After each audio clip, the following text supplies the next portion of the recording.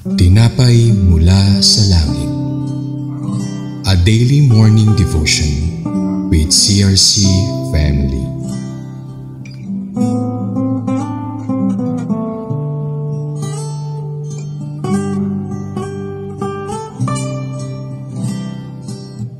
Mayong buntag, good morning. Ito po ang lingkod ng Panginoon na Sister Mina Akuram from CRC Summerfield. Ito po ang ating tinapay mula sa langit, our daily devotion. Samahan niyo po ako sa panalangin bilang pasimula ng ating programa. Panginoong Hesus, dakila ka at makapangyarihan sa lahat. Maraming salamat sa kabutihan mo sa amin, sa mga biyaya mo na patuloy na nagbibigay sa aming kasiglahan. Patawarin niyo po kami, Panginoon, sa aming mga kasalanan, sa aming mga pagrereklamo, sa aming mga kahirapan, sa aming mga pagkukulang namin sa inyo. Pakilinisin niyo po nawa, Panginoon, ang puso na iyong lingkod, nang nagayon ay aming maunawaan ang mga salita mo.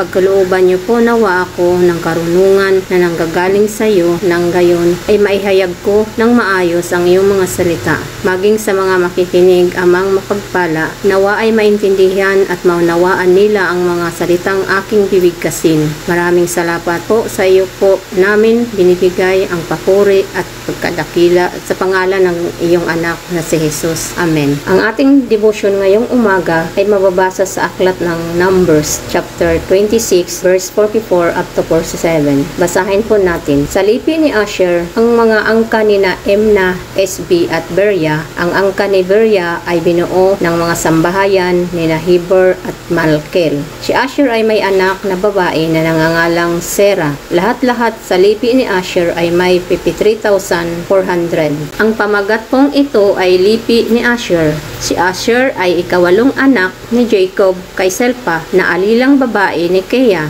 na siyang unang asawa ni Jacob sapagkat hindi magkakaanak si Leah. Tinawag na ang Asher ang anak ni Jacob mula kay Selpa sapagkat masayang-masaya si Leah na muling magkakaanak si Jacob. Ang lipi ni Asher ay kilala bilang masagana at magandang ani mula sa Deuteronomio 33 verse 24. Sumagana sa langis ng ulibo ang kanyang lupain at higit na pinagpala kaysa ibang lipi. Mula sa ating nabasang teksto, ngayong umaga ay naganap ang pangalawang sensus sa Israel na utos ng Panginoon. Ipinakikilala mula sa lipi ni Asher ay ang mga angkan ni Emna, Esbi at Beria. Si Asher ay mayroon ding anak na babae na nangangalang Serah. Sa unang sensus, ang lipi ni Asher ay may kabuuang bilang na 41,500 na handang isama sa hukbo upang makipagdigma.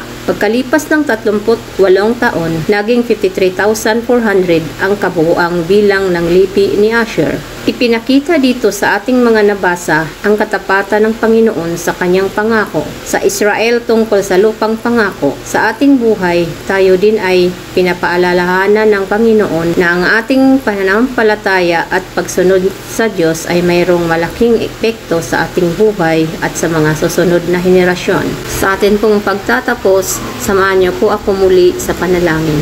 Hallelujah, Lord Jesus, pinupuri ka namin at pinasalamatan. Maraming salamat sa pagmamahal mo, maging sa lawak na iyong pag-uunawa sa amin, lalong-lalo na sa pagpatawad sa amin sa kabila ng lahat. Salamat po sa iyong salita na naging silbing kalakasan. Sa umaga pa lang, Lord, ay salita mo na agad ang bumubungad sa amin. We pray, Lord, na sa buong araw na ito ay ikaw ang mangunguna at maging sentro sa bawat gawain namin. Dalangin po namin ang kalakasan at kapayapaan sa aming buong araw. Maraming salamat sa mga taong ginagamit niyo po upang ipakita sa amin ang iyong unconditional love. Dalangin po namin, O Diyos, na manatili kaming matatag at mas maging masipag sa pag-aaral ng iyong salita. Salamat sa lahat ng kasagutan ng aming panalangin. Patuloy na palakasin niyo po kami, maging mabunga kami spiritually. Patuloy nawa kami, samahan niyo ang iyong banal na espiritu sa aming pang-araw-araw at ingatan niyo po kami sa aming mga trabaho, sa bawat pag-alis at pagbalik sa aming tahanan. Sa iyo po, tinataas ang papuri at pasalamat at pagkadakila. In Jesus' name, Amen.